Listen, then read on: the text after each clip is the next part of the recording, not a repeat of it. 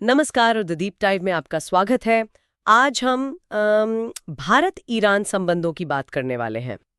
और ये एक ऐसी कहानी है जो आपको लगता है उसका ठीक उल्टा है। हाँ बिल्कुल, एक बहुत ही हैरान करने वाला सवाल है कि एक इस्लामिक पश्चिम विरोधी ईरान। भारत के लिए एक सेक्युलर पश्चिम समर्थक शाह के ईरान से बेहतर स्ट्रैटेजिक पार्टनर कैसे बन गया। एग्जैक्टली। तो आज हमारी पड़ताल का मिशन यही पहेली सुलझाना है।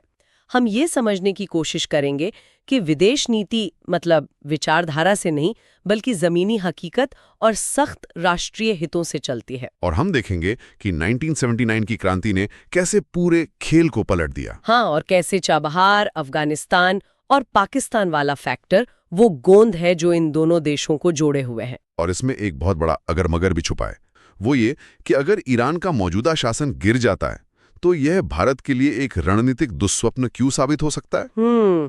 तो चलिए शुरू करते हैं बिल्कुल शुरुआत से। 1979 से पहले का ईरान, मोहम्मद रजा पहलवी का ईरान।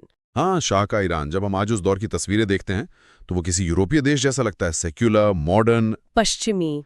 कागज पर तो लगता है कि इसे भारत का एक नेचुरल दोस्त होना चाहिए था, पर क्या ऐसा था? कागज पर और जमीन पर बहुत फर्क था।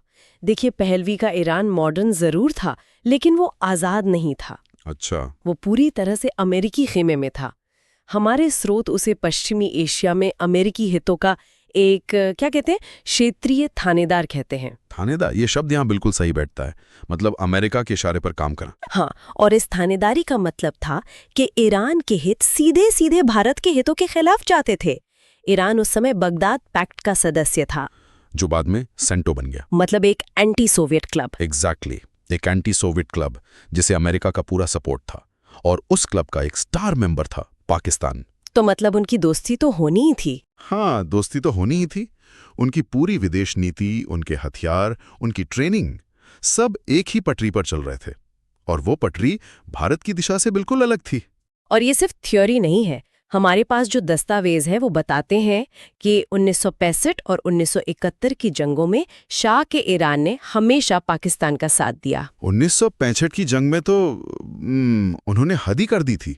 उन्होंने न सिर्फ पाकिस्तान को मदद दी बल्कि पाकिस्तानी वायुसेना को अपने हवाई अड्डों पर पनाह भी दी थी। हाँ, पनाह दी थी।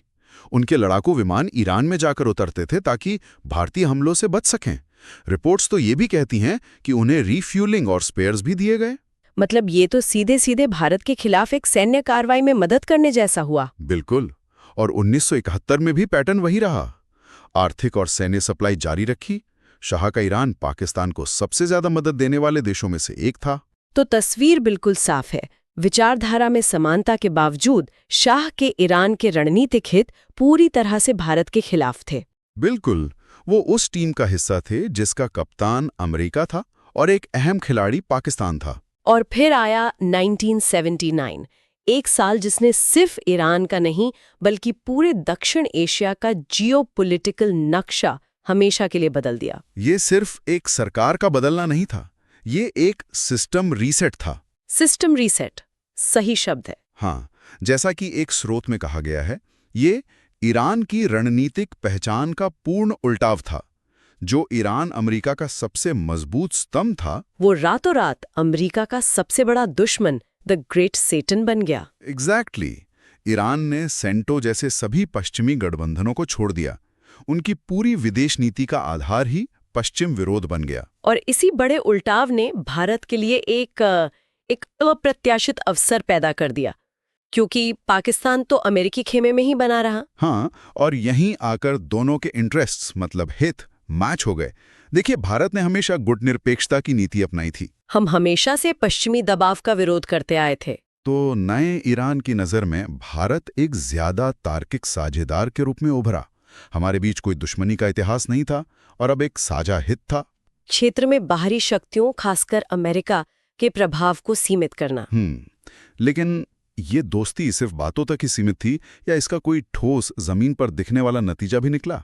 इसका सबसे बड़ा और ठोस नतीजा 1990 के दशक में देखने को मिला, अफगानिस्तान में तालिबान का उदय। हाँ, तालिबान, जिसे बनाने में पाकिस्तान, सऊदी अरब और अमेरिका का हाथ था।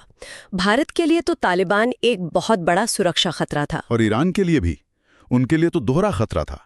एक तो विचारधारा का टकराव। शिया सुन्नी वाला। हाँ, ईरान एक शिया देश है और तालिबान कट्टर सुन्नी देवबंदी। वो शियाओं को काफिर मानते थे। दूसरा था रणनीतिक खतरा।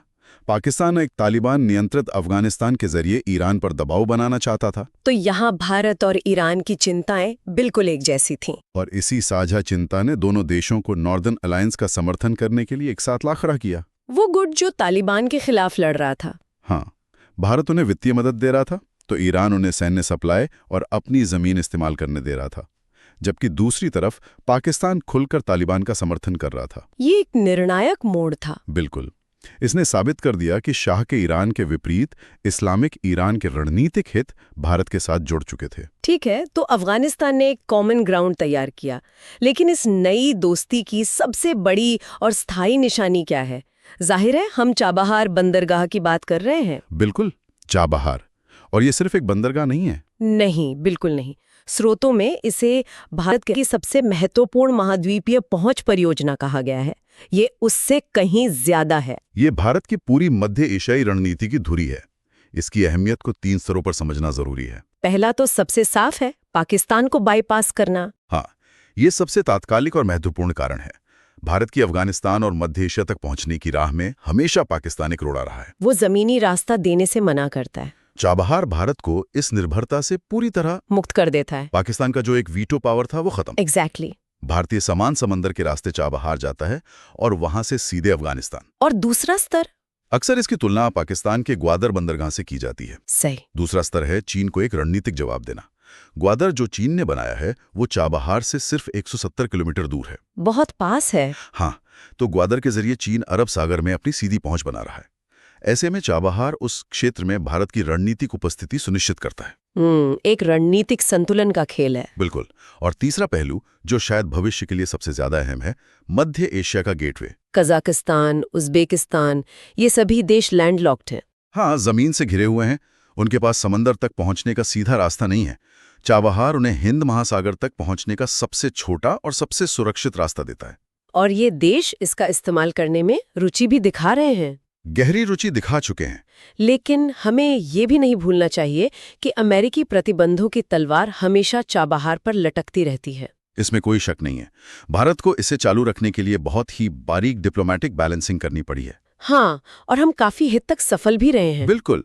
तभी तो 2016 में त्रिपक्षीय समझौता हुआ। और सबसे जरूरी, इसी साल मई 2024 में भारत और ईरान ने 10 साल का एक लंबा अनुबंध किया है। ये दिखाता है कि दोनों देश इस प्रोजेक्ट को लेकर लॉन्ग टर्म सीरियस हैं। ये कोई छोटा मोटा डील नहीं है। नहीं, बिल्कुल नहीं। और ये सिर्फ व्यापार तक सीमित नहीं है। चाबहार मानवीय सहायता के लिए भी एक जीवन रेखा रहा है। हाँ, ये बहुत महत्वपूर्ण पहलू है।